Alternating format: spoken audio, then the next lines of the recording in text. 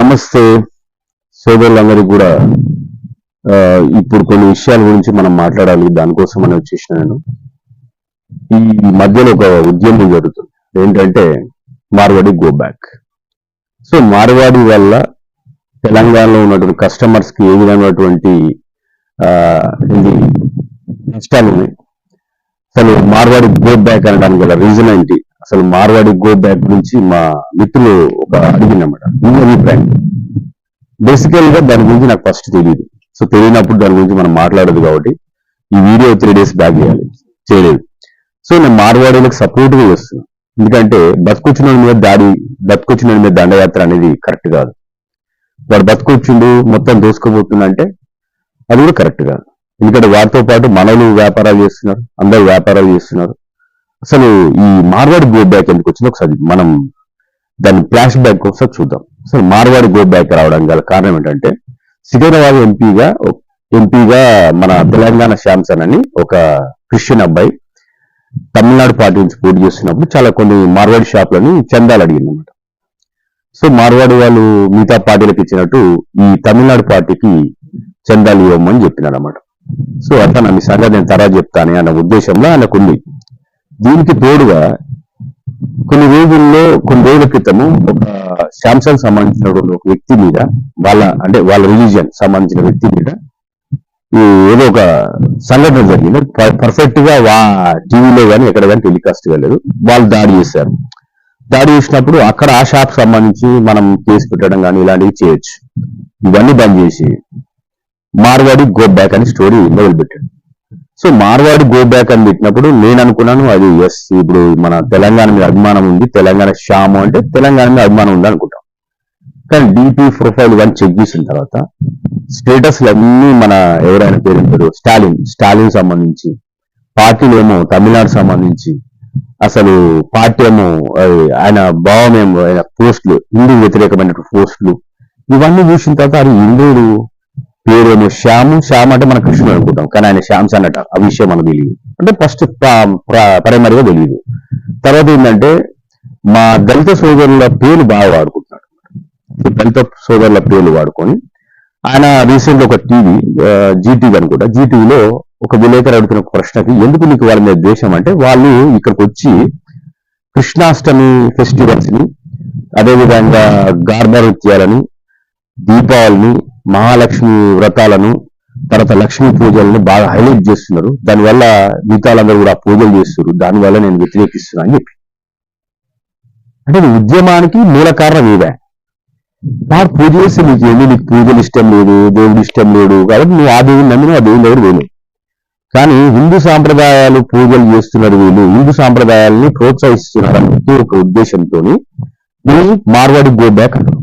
So మార్వాడీలు ఒక్కలే మన తెలంగాణలో ఉండరా, ఆంధ్రోలు ఉన్నారు, మిగతా వాళ్ళు మన మహారాష్ట్రలో ఉన్నారు, బీహార్ వాళ్ళు ఉన్నారు, చాలా రకాల మంది ఉన్నారు. నువ్వు ఒక్క మార్వాడి మీద ఎందుకు పోటీ చేస్తున్నావు అంటే మార్వాడీలు ఎవ్వరు కూడా వీళ్ళ రిలీజియస్ సంబంధించిన వాళ్ళు ఉండరు అన్నమాట. వీళ్ళందరూ ఒక చందాను వసూలు చేసి గోరక్షకు సంబంధించి కావచ్చు, ఇంకొక సంబంధించిన సంస్థకు కావచ్చు వీళ్ళు విరాళాలు ఇస్తారు. వినాయక చవితి కావచ్చు, ఇంకా స్థానికంగా జరిగే పండుగల్ని అట్టహాసంగా చేయడం, వాటికి డబ్బులు బాగా వెచ్చించడం, దానివల్ల హిందూజం మీద బాగా ఎఫెక్షన్ పెరిగి చాలా మంది మతం మారడం మానేసారు అనేసి ఒక ఉద్దేశం ఉందన్నమాట. ఇది ఒక ప్రియారిటీ. సో మార్వాడీల వల్ల తెలంగాణలో పెరిగిన నష్టం ఉంది. 0% నష్టం, ఒక్క నష్టం అయితే ఉండేది. ఏంటంటే ఈ మార్వాడీలు ఎవరు కూడా వాళ్ళ షాపుల్లో తెలంగాణలోకి జాబ్లు ఇవ్వరు. దీన్ని 100% అగ్రీ చేస్తారు. ఎందుకంటే మన వాళ్ళు ఎక్కువ పని చేస్తారు, ఎక్కువ అమౌంట్ తీసుకుంటారు. కానీ వాళ్ళు అక్కడి నుంచి వచ్చిన వాళ్ళు ఏంటంటే వాళ్ళు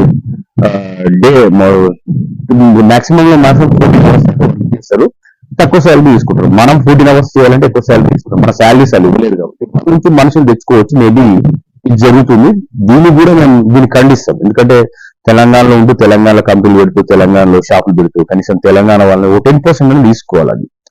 సో దాన్ని ఒకసారి వాళ్ళు బేరీజ్ చేసుకోవాలి. దీన్ని అగ్రీ చేస్తాం. తెలంగాణ పౌరులుగా దీన్ని అగ్రీ చేస్తాం. ఇది తెలంగాణకి మార్వాడీలకు గో బ్యాక్ సంబంధం అది సెకండరీ. హిందుత్వాన్ని వీళ్ళు ఎక్కువ హైలైట్ చేస్తున్నారు. వీళ్ళ హిందుత్వం పెరుగుతుంది, వీళ్ళు ఎప్పుడైనా వచ్చి అడిగితే మాకు చందాలు ఇవ్వట్లేదు అనే ఉద్దేశం ఈ శాంసన్ సంబంధించినటువంటి వర్గం వాళ్ళు ఎవరైతే ఉన్నారో వాళ్ళు పెరిగిపోయింది. ఇప్పుడు శాంసన్ అనేట ఆయన షాన్ గా పరిగణించబడింది కాబట్టి మా దళిత సోదరు కొంతమంది తెలియక ఆయన పెట్టినటువంటి పోస్ట్ ని వైరల్ చేస్తుంది. నేను ఒక విషయం అడుగుతాం. ఇప్పుడు 100 రూపాయలు మనకు ఒక దగ్గర 100 రూపాయలు అవుతుంది ఒక సామాన్, కానీ మనకు 30 రూపాయలకు వస్తే 30 రూపాయలకు ఇప్పుడు 100 రూపాయలు బాగున్నాడు అనుకోడు, దేశంలో ఉంటాడు. ఇప్పుడు తక్కువ ధరకు క్వాలిటీ ప్రోడక్ట్ మనకు దొరుకుతుందంటే దానివల్ల లబ్ధి పొందేటోడు ఎవడు? తెలంగాణ బహుజనుడిగా. బహుజనుడు అంటే ఎవరు? ఎస్సీ ఎస్టీ బీసీలే కదా. సో ఇంకా కష్టం లేదు ఈ షాపుల వల్ల. ఇప్పుడు మనకు సంబంధించిన మన కొన్ని షాపులలో మనం బేరీజ్ చేస్తే మనకు షాప్ అడిగినప్పుడు ఆ రేటు 30 ఉంటుంది, ఇంకో దాంట్లో 20 ఉంటుంది, ఇంకో దాంట్లో 15 ఉంటుంది. అప్పుడు నువ్వు వేసి దేని సెలెక్ట్ చేస్తావు? 15 రూపాయలు ఉన్నటువంటి ఒక చిన్న నల్లని ఒక దాంట్లో 30, దాంట్లో 40, దాంట్లో 20, ఒక దాంట్లో 15 ఉంది. అప్పుడు ఆ 15 షాప్ ఓడు మార్వాడు, same company same brand. So అప్పుడు ఎవరు లబ్ధి పొందుతున్నాడు? నీ సోదరుడుగా, నీ సాటి సోదరుడు. నువ్వు అంటున్నటువంటి బీసీ భావజాలం, ఎస్సీ భావజాలం, బహుజన భావజాలం అంటున్నావు కదా, బహుజనుడి వల్ల దీన్ని లబ్ధి పొందుతుంది తెలంగాణ మార్వాడి వల్ల. జాబులు రాకపోతే రాకపోవచ్చు, సరే నువ్వు షాపులు బంద్ చేపిస్తావు, మార్వాడీలు అందరూ బయటకు పంపించేస్తావు. ఇక్కడ షాప్ ఎవడు పెడతాడు? మార్వాడు మన బహుజనుడు పెడతాడా? ఎవడు పెడతాడు? మళ్ళా దోపిడీ అనేది జరుగుతుంది. ఇప్పుడు నువ్వు ఎంత అంటే అంత పెట్టి కొనాల్సి వస్తుంది. నీకు కాంపిటీషన్ లేనప్పుడు ఒకటి షాప్ ఉంటుంది కదా, ఒకటి షాప్ పోయినప్పుడు వాళ్ళు ఒక కమిటీ ఇస్తారు, ఇది కార్పొరేట్ చేసేస్తారు, నువ్వు ఈ షాప్ ఇంతకే కొనాలని చెప్పి చెప్తారన్నమాట. కాబట్టి తెలంగాణ శాంసన్ గురించి నేను ఒకటి అడుగుతున్నా, నువ్వు షాప్ పెడతావా లేకపోతే మీతో షాప్ పెట్టిస్తావా? మీ దగ్గర అంత నువ్వు చేసేటువంటి ఉద్యమం వల్ల ఎవరు లబ్ధి పొందుతారు? దేనికి లబ్ధి? ఈ రోజు తెలంగాణ శాంసన్ యొక్క గురువు ఎవరైతే కంచెలో ఉన్నాడో కోమట్లో సామాజిక గురువు అన్నాడు. వాడు నడిపించే ఉద్యమంలో ఈ కోమట్ ఎట్లా పార్టిసిపేషన్ చేస్తారో నాకు అర్థమవుతుంది. ఇలా మార్వాడి గో బ్యాక్ అంటారు, ఇప్పుడు కోమటి గో బ్యాక్ అంటే, ఎల్లుండి బ్రాహ్మణ్ గో బ్యాక్ అంటే, నెక్స్ట్ గొల్లా గో బ్యాక్ అంటే, నెక్స్ట్ గుజరాత్ గో బ్యాక్ అంటే, అందరూ గో బ్యాక్ అని ఒక్కడే ఉంటాడు. ఇది ఉద్యమం అనేది ఒక్కరికి సంబంధించింది కాదు. దీని వెనుక ప్రతికూల శక్తులు ఉన్నాయి. ఈ దేశాన్ని నిర్వీర్యం చేయాలి, దేశంలో అనిశ్చితి నెలకొల్పాలనేటువంటి సంకల్పం. వాడు పావు అంతే తెలంగాణ శాంసన్ అంటాడు. వెనుక చిన్న శక్తులు, బలమైన శక్తులు. కాబట్టి తెలంగాణ సమాజం ఒకటి తెలుసుకోండి, మార్వాడీల వల్ల నీకు ఏమైనా లాస్ ఉందా? లేదు. నువ్వు బిజినెస్ చేస్తలేవు. బిజినెస్ చేసే వాళ్ళు మన రోడ్ల మీద వాళ్ళ షాపులతో పాటు 3 షాపులు ఉంటాయి. వాళ్ళు తక్కువ రేటు అమ్మితే వాళ్ళ షాప్ మనం పోతాం కదా. క్వాలిటీ ఐటమ్స్ వాళ్ళు అమ్మినప్పుడు వాళ్ళ దగ్గరికి మనం పోతాం కదా. ఇంత ముందుకు రైతులు రాణిగంజ్, మన ఇది చార్మినార్ ఆ ఏరియాల్లో, బేగం బజార్ ఏరియాలో సామాన్లు కొనుక్కొచ్చుకునేది. అలాంటి దుస్థితి నుంచి మనకు ఇప్పుడు మార్వాడీలో రాక వల్ల మండల కేంద్రాల్లో మనం ఏదైతే అక్కడ దొరికిందో ఆ ఐటమ్ ఉందో ఐటమ్ ఇక్కడ దొరుకుతుంది అనమాట. అంటే పాత బస్తీలో బిజినెస్ తగ్గిపోయింది. దానికి కారణం ఎవరు? మార్వాడోడు. ఆడున్న మార్వాడీల షాపులు తగలబెట్టి వాళ్ళని బయటకు పంపిస్తున్నారు. సో వాళ్ళు బయటకు వచ్చి బతుకుతున్నారు. ఇప్పుడు వాళ్ళు వచ్చి మన దగ్గర షాపులు పెడితే ఆ షాపులు ఎవరు? ఆ షాప్ ఓనర్ ఎవరు? మనమే. మన బిల్డింగ్ వాళ్ళు షెల్టర్ తీసుకొని ఉండడం వల్ల మనకు చాలా రకాలుగా ఉపాధి కల్పన అనేది జరుగుతుంది. ఆ పట్టణం కానీ ఆ ప్రాంతం కానీ డెవలప్ అవుతుంది, మనకు ఉపాధి అవకాశాలు పెరుగుతాయి. కానీ సోదరు వల్ల గుడ్డిగా బ్లైండ్ గా మీరు మార్వాడి గో బ్యాక్ అనకండి. మార్వాడి మన వాళ్ళే, మార్వాడి మనలాగా మనుషులే. సో మన వాళ్ళు కూడా కువైట్, మస్కట్, దుబాయ్ పోయినారు. మన వాళ్ళు కూడా సూరత్, భీవండి, సోలాపూరు ఇలాగా వేరే రాష్ట్రాల్లో ఉన్నటువంటి ప్రాంతాలు బతుకుతున్నారు. సో వీళ్ళు కూడా మా దగ్గర బతకడానికి వచ్చారు. కాకపోతే వీళ్ళ స్టైల్ బిజినెస్ చేస్తున్నారు, వాళ్ళ స్టైల్ వాళ్ళు లేబర్ చేస్తున్నారు. కాబట్టి నేను ఒకటే విషయం చెప్తున్నాను, అన్ని పార్టీలకు ఏ పార్టీ దీన్ని ఎక్కువ ఇంటెన్షన్ తీసుకొని వాళ్ళకి సపోర్ట్ చేస్తున్నట్టు చేయడం కానీ, మిగతా పార్టీ నోరు మూసుకొని ఉండడం కానీ కరెక్ట్. ప్రతి మనిషి ప్రతిస్పందించాల్సిన అవసరం ఉంది.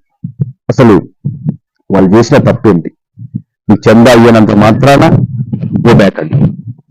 నీకు ఎంపీగా కాంటెస్ట్ చేస్తే డబ్బులు ఇవ్వనంత మాత్రాన వాళ్ళ మీద ద్వేషభావం పెంచుకుంటావా? కొంతమంది యూట్యూబ్ ఛానల్ వాళ్ళు కూడా బాగా అడ్జస్ట్ చేస్తున్నారు. ఇంతకుముందు కేసీఆర్ మీద అదే ఇదిగో అభాండాలు చెప్పేసి ప్రభుత్వాన్ని మార్చినట్టు ఇప్పుడు మార్వాడీలు మారుస్తా అంటే ఇక్కడ ఉన్నటువంటి కస్టమర్స్ ఏం లాసులు లేరు. ఎవ్వరిని కూడా మార్వాడి మీద ద్వేషం లేదు. ఫస్ట్ ఉంటే ఉండొచ్చు 5% బిజినెస్ చేసేటోళ్లకు, వాళ్ళ మీద ద్వేషాభావం ఊర్లలో ఎవరుకుంది? నువ్వు లేని భావాన్ని క్రియేట్ చేయడానికి నీకు ఎలాంటి అర్హత లేదు మిస్టర్ తెలంగాణ శాంసన్. తెలంగాణ పెట్టుకున్నంత మనం తెలంగాణ కాదు, మేము తెలంగాణ ఉన్నామా? నువ్వు ఒక్కరికి తెలంగాణ శ్యామవా?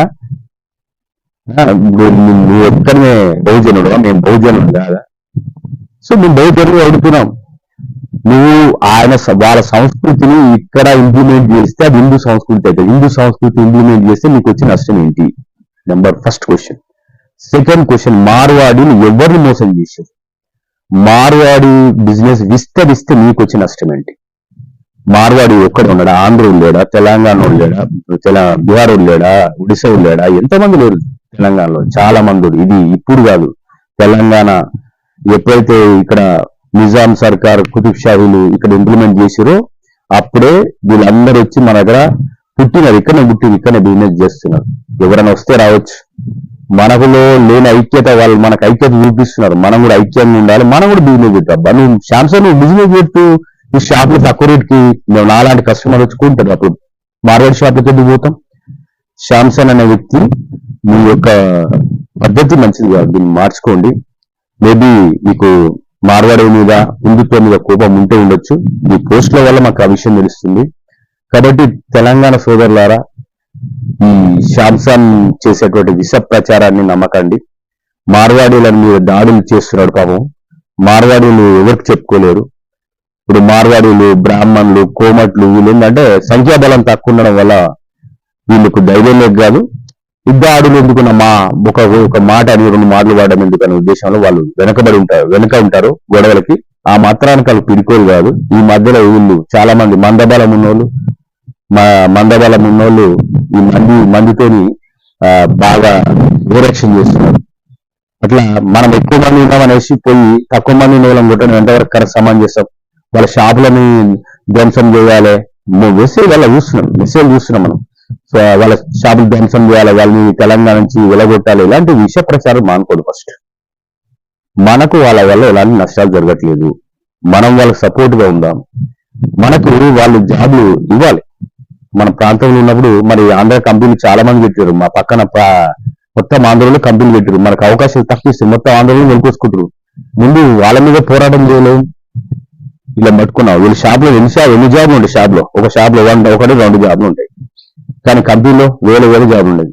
తెలంగాణ వాళ్ళ లేబరు, వాళ్ళ ఆఫీసర్లు, ఇలాంటి వాటి మీద ధర్నాలు చేయి. ఫస్ట్ మన పక్కోడు మీద చెప్పు. మన దగ్గర అవకాశాలు ఎక్కువ ఏమంటే కంపెనీలు వస్తాయి. కంపెనీలు మొత్తం ఆంధ్రోలు ఇక్కడనే ఉన్నారు. సో ఆంధ్రోలు ఇక్కడ ఉన్నప్పుడు ఆంధ్రోల కంపెనీలలో మనకు ఎగ్జిక్యూటివ్ లెవెల్ పోస్టులు ఉన్నాయి, అన్ని లేబర్ లెవెల్, కాంట్రాక్ట్ లెవెల్, ఈ లెవెల్ ఉన్నాయి. మరి ఫస్ట్ ఆ జాబ్లు ఇప్పించడానికి ప్రయత్నం చేయి నువ్వు తెలంగాణ శాంసన్ అయితే. అంతేగాని ఒక్క జాబ్ కోసం ఒక 10 షాపులు ఉండే తిప్పి కొడితే 10 మందికి ఉపాధి దొరుకుతుంది. కానీ ఒక కంపెనీలో అంటే ఎన్ని ఉపాధి దొరుకుతాయి? ఈ విషయాలు ఆలోచించకుండా అన్ని స్టేట్మెంట్స్ తెలంగాణ సమాజాన్ని మభ్యపెట్టే ప్రయత్నం చేస్తున్నటువంటి శాంసన్ గారు, మీ యొక్క అనవసరంగా హిందుత్వం మీద కానీ హిందూ సంస్థలకు ఎవరైతే సపోర్ట్ చేస్తారో వాళ్ళ మీద మీ ద్వేషభావాన్ని విరమించుకోవాలని కోరుకుంటున్నాను. జై హింద్.